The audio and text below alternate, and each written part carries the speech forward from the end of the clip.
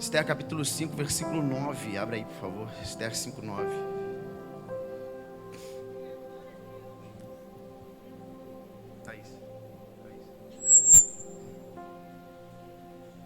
Esther capítulo 5, versículo 9. Obrigado.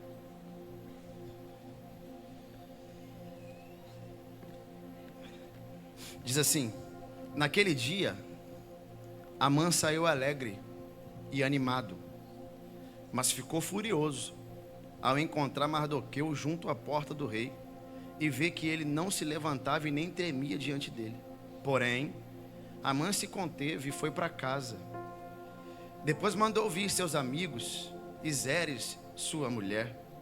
Amã falou sobre a glória das suas riquezas, a multidão de seus filhos, tudo quanto o rei tinha engrandecido e tudo quanto tinha exaltado sobre os oficiais e servos do rei. E Amã acrescentou: a própria rainha Esther a ninguém mais convidou para vir com o rei ao banquete que tinha preparado, a não ser a mim. E também para amanhã estou convidado por ela, juntamente com o rei. Porém, tudo isso não me satisfaz, enquanto eu vir o judeu Mardoqueu assentado junto à porta do rei. Amém? O livro de Esther é um livro incrível, irmãos. Eu acho que eu estou lendo ele já há uns 3 meses, né? Ele é extraordinário. Ele começa com uma festa, né? Um banquete. Ele dura 180 dias. Quem está dando a festa é o rei Xerxes, também conhecido como Assuero. E a intenção real dele é mostrar o esplendor, a majestade, o poder do reinado persa. É isso que ele quer fazer. Então, quando essa celebração termina, ele dá uma outra festa, agora de 7 dias, que é para os nobres, né, as pessoas que moram ali na cidade de Suzã, na cidadela, na capital do governo persa. E essa é mais forte ainda, porque a Bíblia fala de muitas extravagâncias e até vinho bebido em taças de ouro. Paralelo a esse evento, a rainha, né, da Pérsia, uma mulher chamada Vasti, ela também dá um outro evento, uma outra festa só para mulheres. Então tem 2 festas acontecendo paralelamente lá no governo da Pérsia, no início do livro de Esther. Um dado momento da festa, a Bíblia diz que o coração do rei ficou alegre com o vinho. Ele ficou embriagado. E ele mandou chamar a rainha, porque ele queria que os seus convidados vissem a beleza da rainha, a beleza de Vasti. Ele manda chamar. Eu sei que você conhece a história, só fazendo aqui um pano de fundo. Só que Vasti disse que não vai, não quer ir. E a Bíblia diz que por causa dessa decisão, dessa recusa, ela é destituída, ela é deposta do cargo de rainha da Pérsia. Então o livro começa com uma rainha perdendo o trono. E aí o livro de Esther também é interessante, por quê? Porque você não vai ver o nome de Deus escrito em nenhuma palavra desse livro.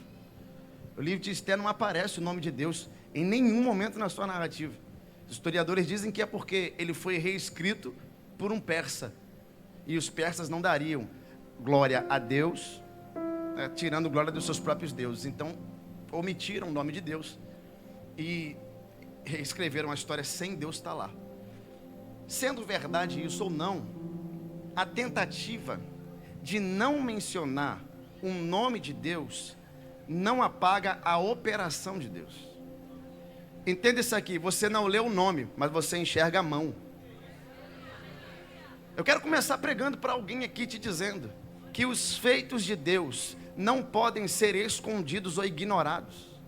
Deus permite que pessoas prosperem, que banquetes aconteçam, que o povo celebre e até que tentem apagar o nome dele da história. Mas quando Deus resolve agir, quando ele põe a mão, quando o rei dos reis se levanta do seu trono, a história tem que se dobrar diante do nosso Deus. É por isso que ainda estamos aqui. É por isso que ainda tem igreja. É por isso que você sobreviveu. O mundo, reconhecendo ou não, as pessoas reconhecendo ou não, querendo dar honra para Ele ou não, a única resposta que a igreja tem para liberar para esse mundo é: foi Deus que fez isso. Foi por isso que você sobreviveu àquele acidente. Foi Deus. Era para ter morrido com aquela doença. Foi Deus. Era para ter perdido aquela guerra. Foi Deus. Era para ter perecido no meio daquele problema, mas porque você chegou, a mão poderosa do Senhor te manteve fiel, de pé e vivo nesse lugar. Então você vai ver que o nome dele não está. Pastor, por que o rei,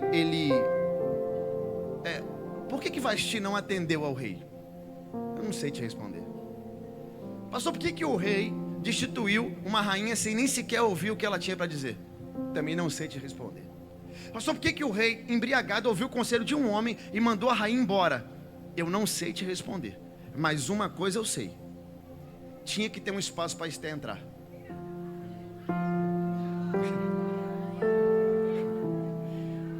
Irmão, olhe para cá. Você não vai conseguir explicar como você chegou e o que você vive. Os teus amigos não vão entender.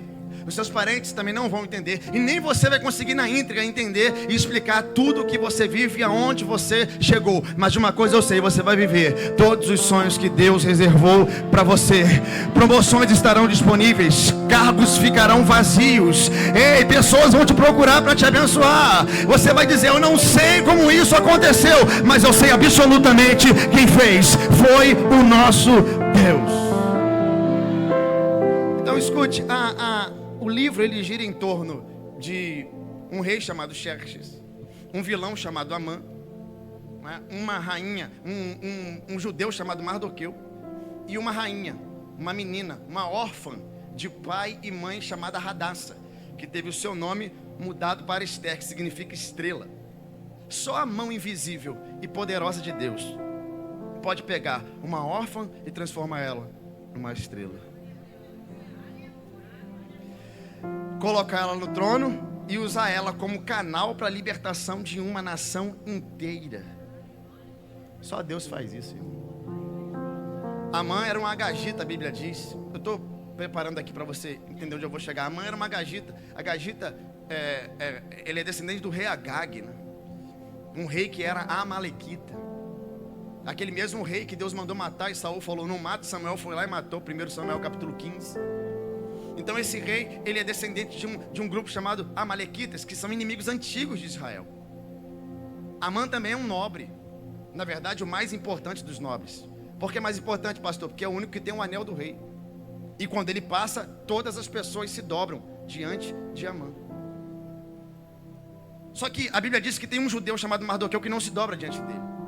E isso deixa Amã furioso. E o que ele faz? Traça um plano. Ele arquiteta um plano para que todos os judeus daquela região fossem exterminados. Ele arquiteta um jeito de destruir aqueles judeus. Mas perceba que isso aqui não é só uma luta de dois homens. Isso aqui é uma guerra de gerações. Isso aqui, pastor Anderson, é o Deus de Amã contra o Deus de Mardoqueu. É uma amalequita brigando com um judeu. Ou seja, é uma guerra antiga. Só que eu penso que Amã, ele não foi inteligente, irmão. Porque se ele lesse só um pouquinho da história, ele ia descobrir que não houve Deus nenhum que venceu o nosso Deus. Se ele fosse só um pouquinho inteligente, ele ia ver que um homem com um cajado na mão arrancou 4 milhões de pessoas do império mais poderoso chamado Império Egípcio. Ele ia perceber que teve um homem que veio depois dele e que resolveu abrir um rio, assim como o outro abriu o mar e levou o povo para a cidade chamada Josué. Ele ia saber que Deus tira um menino de trás das malhadas, transforma ele em rei, e Davi venceu 90% das lutas que ele travou, ele só perdeu para ele mesmo. Ele ia saber que existe um profeta chamado Samuel, que foi o único juiz, profeta e sacerdote no lugar onde ninguém chegava onde ele chegou. Amã tinha que ser inteligente e entender que não adianta se levantar contra o Deus de Israel. Você precisa entender que tem lutas que você trava só porque você é filho de Deus, mas você também vai entender que a paz que excede entendimento, os milagres que você vive, o futuro que você espera e a eternidade plantada no teu coração é porque você serve ao mesmo Deus que Mardoqueu serviu. É isso que Amã não entende. Ele está furioso, ele vai para a guerra, ele vai para a batalha. E a queixa dele é interessante. Ele chega para o rei e fala assim: eu vou traçar um plano. Ele chega para o rei e diz assim: rei, é o seguinte, tem um povo espalhado pelo teu reino aí. Ele diz mais: é um povo que não segue as nossas leis, que não nos obedece, é um povo que vive as suas próprias leis. E ele fecha dizendo assim: ele é um povo diferente. E aqui eu acho que a Amã falou uma verdade, irmão, porque a gente é diferente mesmo. As parteiras já diziam para Faraó: as mulheres hebreias são diferentes. Mas na frente Lucas vai falar em Atos que as cidades circunvizinhas disseram: esse povo chegou até nós causando um alvoroço. Entenda, o mundo nunca vai entender quem nós somos, porque eles não carregam o que a gente carrega. Vão te chamar de Bíblia, vão te chamar de doido, vão te chamar de fanático, vão te chamar até de terrivelmente evangélicos, mas não tem como você parar aquilo que Deus começou na vida de alguém. Amã ele está muito furioso, ele está com raiva. Então ele vai criar um plano, ele começa a criar um plano para destruir o povo. E o que incomoda ele não é o povo, é Mardoqueu na porta do palácio. Talvez porque Amã estava acostumado a intimidar pessoas. Talvez porque Amã estivesse acostumado a ver pessoas abaixarem a cabeça quando ele passa. Isso porque ele estava acostumado a ver pessoas desviando o olhar, a não resistir, a não reclamar. Pessoas pedindo para sair quando ele chega. Pessoas não resistindo à afronta dele. Ele estava acostumado a ver esse tipo de coisa. Então o que ele não suporta? Ele não suporta ver que um homem não conseguiu, não fez aquilo que ele esperava que ele fizesse. É lindo isso, por quê? Porque Amã não é uma pessoa, Amã é um espírito. E hoje ele vai ter que suportar de novo ver uma geração. Oh meu Deus, eu preciso de alguém que reaja a essa palavra. Aí vai ter que suportar ver uma geração que poderia estar em qualquer lugar, mas decidiu ficar de pé na presença do rei. Onde estão aqueles que não se dobraram? Aqueles que estão dizendo: eu permaneço de pé, não me vendo, não me corrompo, eu não me vendo para ninguém. Por quê? Porque eu sou filho do Deus Altíssimo. Não importa o que disseram para você, fica na porta. Não importa o que você sofreu, permaneça na porta. Não importa as afrontas que você viveu, os problemas e decepções que você passou, permaneça na porta. Então Amã, ele fica chateado, ele fica com raiva. A postura de Mardoqueu na porta do rei, ela afeta Amã. Porém você vai descobrir que Mardoqueu ele é mais do que um homem que não se dobra. Ele também é um homem de Deus. Eu vou te explicar por quê. Não é porque ele não se dobra, é porque ele interviu. Interviu em quê, pastor? Numa tentativa de assassinato e numa tentativa de extermínio. Eu aprendi, pastor, antes, com o livro de Esther, uma coisa sobre homens e mulheres de Deus: você não consegue esconder quem você é por muito tempo. Não dá. Esther tentou fingir que não era, mas na hora de se mostrar, ela teve que dizer: eu sou judia. E Amã e Mardoqueu na porta do palácio vê que estão tentando matar um rei. Ele interfere naquilo, pastor Toninho. Ele vai na frente, ele se move em prol daquilo ali. Aí você pergunta: mas todo mundo sabia que ele era judeu, pastor? Mas talvez não saberíamos que ele é homem de Deus. Como assim, pastor? É porque ele resolveu intervir numa coisa que ninguém interviria. Por que eu vou intervir num plano para matar o rei da Pérsia? Vou melhorar. Por que eu vou me arriscar por alguém que não se arriscaria por mim? Porque homens e mulheres de Deus fazem isso. Aprenda isso. Nós compramos a briga do outro, que não tem nada a ver com a gente. Isso é coisa de homem e mulher de Deus. A gente intervém, a gente compra a briga, a gente jejua. Outro dia eu falei: Thaís, está sem comer hoje, está jejuando. É pelo quê? Estou jejuando por fulano de tal. O cara não vai nem lá em casa, não tem contato com ele um tempão. Eu falei: você está jejuando por aquele cara? Deus me acordou de madrugada para orar por ele. Irmão, aprenda uma coisa: a gente não é igual, a gente é diferente. A gente não é, você não é vingativo, você não é murmurador, você não é amargurado, você não usa o mesmo método, você não faz da mesma forma, você não bate na mesma moeda. Você é homem e mulher de Deus, e isso faz de nós um povo esquisito mesmo. O mundo olha para você e não entende. O que acontece com Mardoqueu? Eu estou correndo para chegar nesse texto. Mardoqueu descobre que Amã está tentando destruir. Ele vê um decreto. Olha isso aqui, Tiago. Quando ele descobre que o povo está sendo destruído, está perto de destruir, aí ele rasga as vestes, põe roupa de saco, enche a cabeça de cinzas, não é? E ele começa a gritar pela cidade amargurado, porque ele está com medo, vê o povo destruído. Isso mexeu com ele. Alguém vai falar para Esther, fala assim: Esther já é rainha nessa hora, e fala assim: ô Esther, seguinte, teu tio tá lá, ó, no meio da cidade, roupa rasgada, pano de saco. Aí ela fala assim, ó, leva roupa nova para ele. Aí alguém vai com uma roupa nova e dá para Mardoqueu. Quando alguém dá roupa nova para ele, ele fala, não quero. Pastor, o que ele está dizendo? É como se ele estivesse dizendo assim, eu não vou maquiar nada aqui. Olha o que ele está dizendo, roupas novas não vão mudar a situação. Ele está mandando um recado para ele, está dizendo, a gente tem um problema aqui. E o problema não vai ser resolvido estourando cartão. Não vai ser resolvido saindo para comer, para esquecer. Não vai ser resolvido dando uma festa. Você precisa entender que quando a gente entra numa guerra, é na guerra que a gente entra. Mardoqueu está dizendo para ela, não vou botar roupa nenhuma, eu estou em guerra. O inimigo precisa perceber que você sabe que ele está vindo contra você. Ele precisa ver que você está posicionado no lugar aonde Deus te colocou. Ele precisa observar em você e perceber que você não veio aqui só para ouvir música, não veio aqui para ouvir alguém falar algo interessante, não veio aqui porque não tinha nada para fazer. Ele precisa olhar para Vilar dos Céus e descobrir que tem um povo hoje que entrou aqui para profetizar e liberar palavras proféticas sobre a tua casa. Se você está em guerra, abra sua boca e diga, eu não vou perder essa batalha, eu não estou maquiando nada, eu estou indo para cima dele.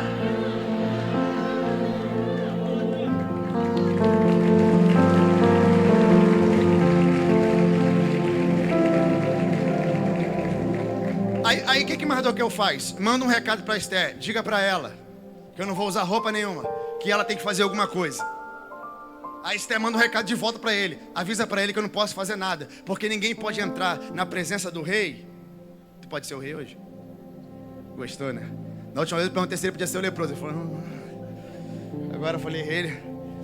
Ela não podia entrar sem se comunicar. Entrasse na presença dele sem falar nada, ela morria. Ela diz assim, eu não posso entrar. Avisa para Mardoqueu que não tem como entrar, porque se entrar eu posso morrer. Aí Mardoqueu manda uma bomba para ela. E talvez seja uma palavra, a frase mais forte do livro inteiro. Ele diz assim, ó, avisa para ela o seguinte, que se ela não fizer nada, livramento vai vir de outro lugar. Mas quem sabe não foi por isso que Deus colocou ela ali. Ou seja, Esther, presta atenção, quem sabe não foi por isso que você virou rainha. Exatamente por esse momento, quando a oportunidade de fazer aparecer, não corra para o conforto, corra para o combate.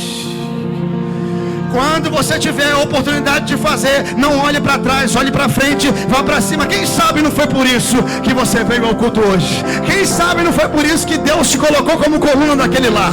Quem sabe não foi por isso que Deus te deu aquela promoção no teu emprego? Quem sabe não foi por isso que você perdeu e foi parar lá onde você não queria parar? Se posicione, meu filho, se levante, minha irmã, declare para o mundo ouvir, eu estou aqui com um propósito e ninguém vai parar aquilo que Deus começou. Eu preciso de alguém para reagir a essa palavra. Ei, Deus te trouxe aqui para você ouvir. Através de você há de vir um livramento poderoso para a tua casa.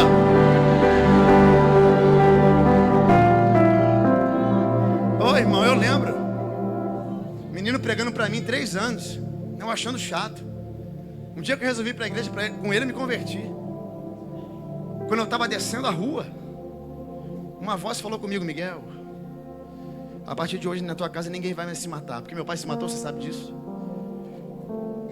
E aí eu entendi que Deus colocou aquele menino estranho para pregar para mim, me levar para a igreja, para que na minha família fosse quebrada uma maldição hereditária que fazia com que pessoas tirassem a própria vida. E depois que eu coloquei o pé na igreja, não houve nenhum histórico na minha casa inteira de ninguém que sequer pensou em fazer isso. Entenda, você está posicionado num ambiente, então se torne alguém que Deus sonhou que você se tornaria. Seja alguém que Deus quer que você seja. Se posicione, quebre alianças com o inferno e estabeleça decretos com Deus.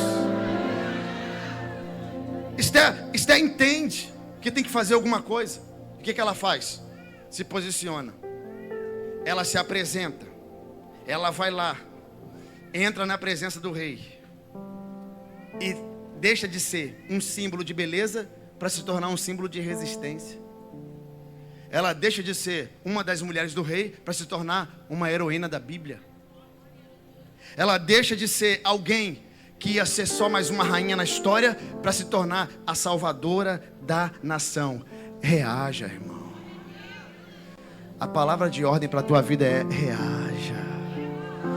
Não se encurve, não se encolha. Não olhe para trás, olhe para frente e reaja. A mulher se levantou e falou: eu vou para cima. Fez jejum, fez orações, pediu para o povo orar. E quando ela se apresentou para o rei, você sabe o que o rei disse para ela? Rainha Esther, pede-me metade do meu reino que eu te dou. Uau, que proposta, hein?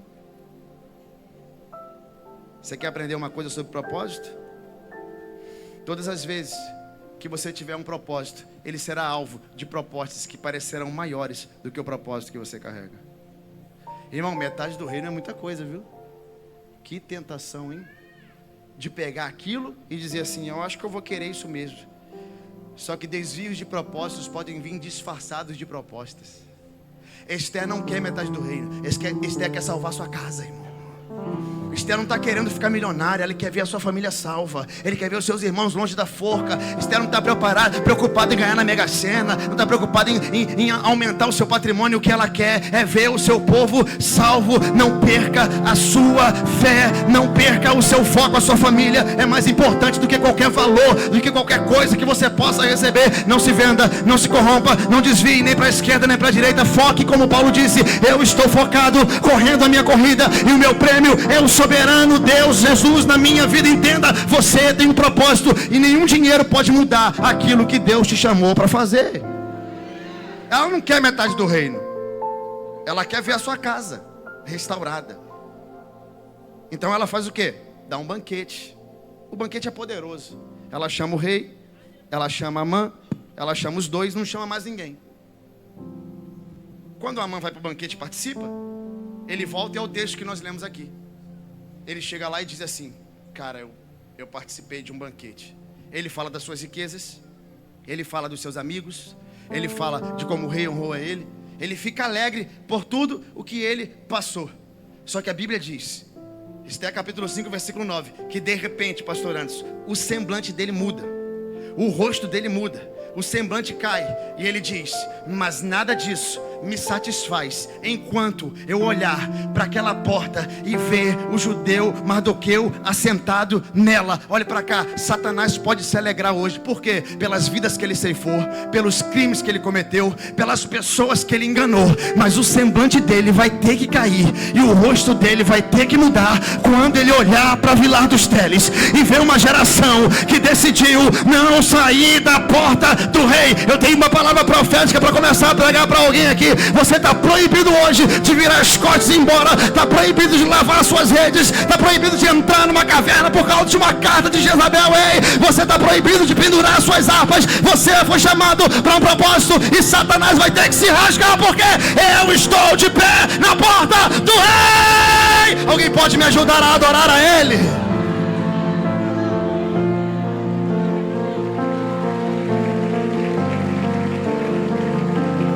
A mulher dele tem uma ideia. E qual é? Faz uma forca de 22 metros. Ô Amã, você está chateado? Faz uma forca e enforca ele nela. Amã passa a noite toda, a Bíblia diz, trabalhando na forca. Só que escute, enquanto Amã trabalha na forca em casa, o rei perde o sono no palácio. Eu vou melhorar isso aqui. Enquanto Amã trabalha pensando na morte de Mardoqueu, o rei fica sem dormir. Diga para quem está do seu lado: toda vez que Deus quer honrar alguém, o rei perde o sono. E o que ele diz? Tragam aqui os registros. Eu quero ver os registros do reinado. Ele não vai sair, ele não vai andar, ele não vai se divertir. Ele quer ler as memórias, ele quer ler a história. Alguém traz um cadernão. Eu sei que era um rolo, mas hoje eu vou falar que é um caderno. Alguém traz um caderno grandão para ele. Ele pega o caderno, passa uma folha, passa outra. Quando ele passa a terceira, eu imagino Deus falando para ele: é essa aí que você tem que ler, ó. Ele pega e lê e fala assim: peraí, tem um homem que um dia salvou a minha vida lá na porta. Alguém fez alguma coisa por ele? E alguém fala: não, ninguém fez nada por ele. Ele também não veio pedir, ele é da porta. Ele não fez alguma coisa querendo ser promovido? Não fez alguma coisa querendo sentar na cadeira? Não fez alguma coisa para querer ser alguma coisa? Ele fez, porque é a essência dele fazer. Então alguém diz: então vamos resolver isso agora, vamos resolver isso hoje. O rei fala: é hora de resolver. Depois de passar a noite inteira lendo e Amã a noite inteira trabalhando, Amã está entrando no palácio. Ele pergunta: quem está no pátio? Quem está entrando é Amã. Manda chamar. Amã entra. Ele fala assim: antes de você falar qualquer coisa, eu estou a fim de honrar alguém hoje. Amã estufa o peito e pensa: sou eu. Porque Amã tem um problema. qual é? Ele pensa que tudo gira em torno dele, por ele e para ele, são todas as coisas. Ele é um espírito que anda em nosso meio até hoje. Então quando ele escuta que o rei quer honrar alguém, ele esquece da forca, ele esquece do inimigo, ele estufa o peito e fala assim: chegou a minha hora, é agora que ele vai me honrar. Aí o rei fala assim: eu estou querendo honrar alguém, o que eu posso fazer? E Amã diz: eu tenho uma ideia, rei. Pega as tuas vestes reais e bota nele. Pega o teu cavalo, bota ele sentado em cima e manda um nobre desse, um top, e puxando ele pela cidade, dizendo: é assim que o rei faz quando ele quer honrar alguém. Aí o rei fala: gostei, Amã, que ideia boa, vamos fazer isso? Vamos, posso me preparar? Pode. Vai lá na porta.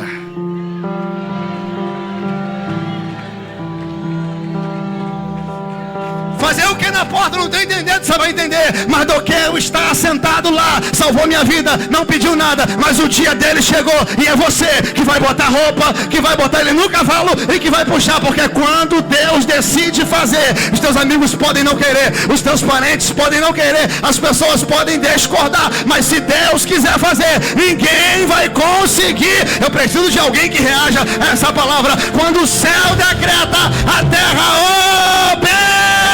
Preciso de alguém que acredite nisso. Pode ter nascido em família complicada, pode ter sido rejeitado, mal visto, colocado de lado, excluído de alguns grupos, mas o céu olhou e falou: gostei, é ele que eu vou arrancar de lá. Você não era para ser ninguém, era no último da fila, era para não dar em nada, mas o céu olhou para você e disse: eu quero. Preciso de alguém que acredite nessa palavra. Quando o céu escolhe, vai acontecer.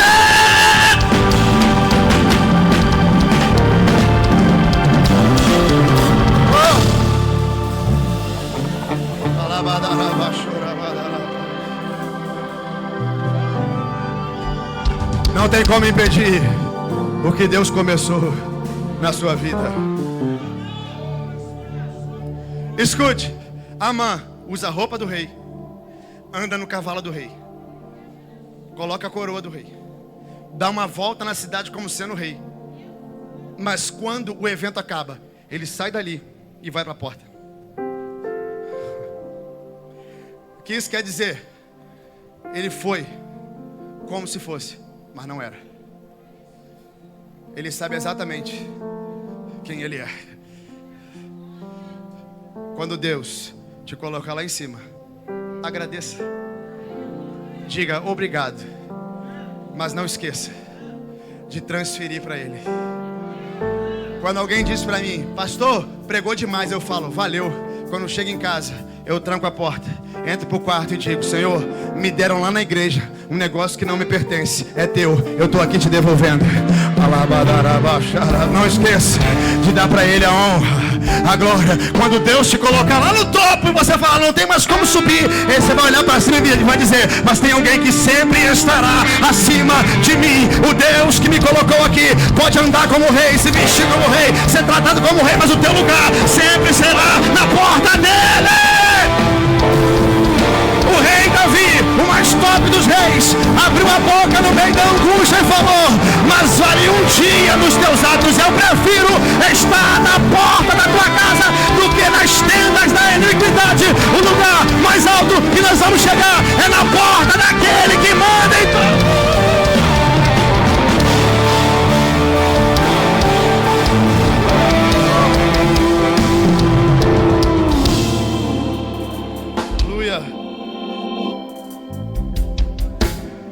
Você sabe que Amã foi enforcado na própria forca, né? Era para ter acabado a história aí. A gente ia embora para casa. Se não fosse por um detalhe, pastor Márcio. Amã morreu, mas o decreto estava vivo. Por quê? Porque decretos dados com o anel do rei da Pérsia não podem ser revogados. Então, o cara que idealizou o decreto morreu, mas o decreto estava vivo ainda. Então Esther fez uma coisa que muita gente vai fazer aqui hoje. E qual é? Ela foi clamar ao rei. E ó, escute, ela não foi clamar para Amã morrer, porque pessoas como Amã, elas se autodestroem. O clamor dela não é: mata meus inimigos. O clamor dela é: salva meus amigos. Talvez a sua oração precise mudar. O clamor dela não é: quebra todo mundo. O clamor dela é: salva os meus. O rei diz: não dá para mudar decreto, mas dá para lançar outro. E qual o decreto que ele lança? Estou lançando um decreto que todo judeu que for ameaçado, ele pode resistir. que o rei está dizendo? Escute. Eu não vou tirar a luta, mas você está autorizado por mim a resistir a toda e qualquer afronta que vier sobre a tua casa. Ou seja, a luta vai bater, mas Deus te autoriza. Resista. Não, resista. O que foi? O diagnóstico veio complicado? Resista. Pastor, mas eu estou falindo. Resista. Pastor, está todo mundo contra mim. Se você estiver certo, resista. O rei te autoriza a você resistir. A palavra de ordem para a tua vida hoje é: resista. Escrevi aqui 5 pontos. Você está me vendo usando papelzinho, né? É difícil, mas hoje é o dia. 5 pontos, 5 coisas, 5 benefícios de uma resistência, irmão. Eu vi nesse texto. Eu quero compartilhar com você para a gente começar o ano assim. Lembrei do nosso pastor. 5. Uau, verdade. Lembra que ele faz um negócio assim? Quando eu falar que eu fizer assim? Não é? Não é? Quando eu fizer assim, você fala, né? Recebo, amém. Vamos fazer.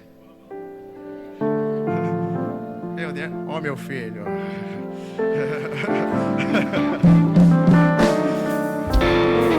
Eu gosto desse menino pregando. Quando eu fizer assim, você fala amém. Só quando eu fizer assim. Gostei desse. Se eu fizer isso lá, será que dá certo? Não, ninguém vai fazer. Porque vi lá, né? Ele faz um teste antes, né? Tá. Vou falar uma coisa aleatória. Deus vai te abençoar. Oh, irmão, já foi, já. Já virou. Ó, pastor Antes, aumenta a oferta.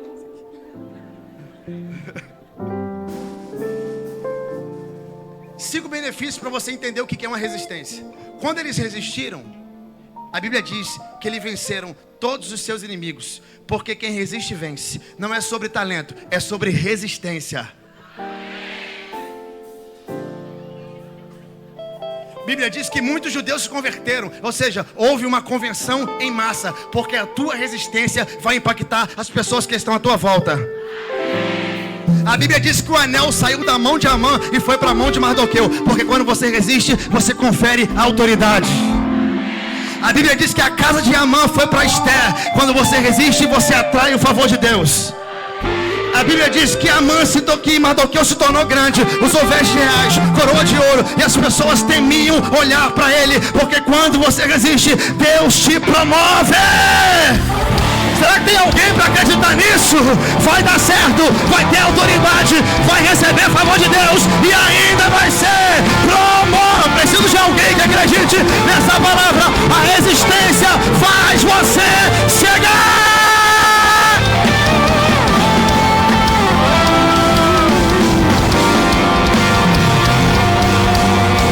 Já fica assim mesmo. Quero que você olhe para as fases desse homem. Aprenda isso aqui. Antes do problema, depois do problema e no meio do problema. Antes do problema, não se dobra para ninguém. Nem para Amã e nem para ninguém. Depois do problema, veste rasgada, pano de saco, cinza sobre a cabeça. E no meio do problema, e depois do problema, está sendo honrado pelo rei. Ou seja, antes do problema, está de pé, não se dobra. No meio do problema, está prostrado, se dobrando. Depois do problema, está exaltado. Não perca a oportunidade de se dobrar diante do Deus certo. Porque tem hora, pastor, de ficar de pé, tem hora de ficar de joelho e tem hora de ser. Qual posição você está hoje? Aonde você está? De pé, prostrado ou exaltado? Qual é a fase que você se encontra? Alguma coisa tirou você da porta? Alguma decepção arrancou você de lá? Alguma coisa fez você sair do lugar onde Deus te colocou? Deixa eu te falar uma coisa hoje. Chegou a hora de você voltar para o lugar onde Deus plantou. plantou você. Chegou a hora de você voltar para a porta. Se você nunca foi da porta, hoje você vai para lá.